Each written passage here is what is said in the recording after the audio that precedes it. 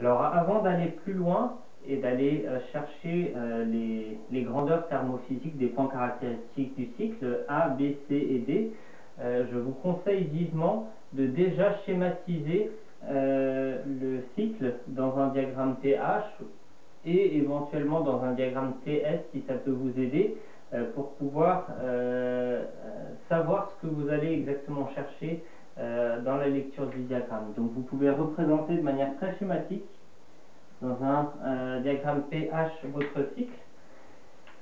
Vous avez deux isobars, l'isobar haute pression et l'isobar basse pression. Alors la basse pression, a priori, vous ne la connaissez pas. Par contre, la haute pression, vous savez que vous avez 3 bars ici, d'après les données de l'énoncé.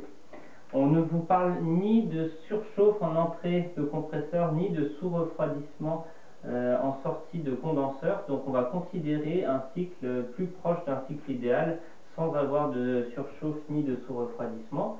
On aura donc l'entrée de compresseur qui sera à la basse pression sur la saturation vapeur, à notre point A.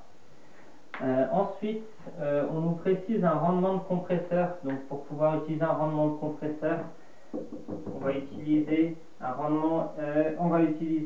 point intermédiaire qui correspondra au point B is, qui est la sortie de compresseur si jamais la compression avait été adiabatique réversible, et on va trouver le point B qui sera quelque part plus à droite.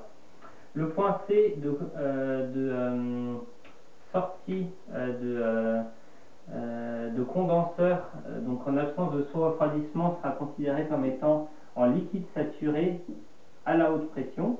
Et enfin, le point D, après avoir fait la détente isenthalpique, sera la même enthalpie spécifique ici que le point C, et donc vous pourrez placer le point D à cet endroit-là. Et donc schématiquement, c'est les points que vous allez chercher à définir de manière plus précise sur le diagramme du R11 qui vous est fourni.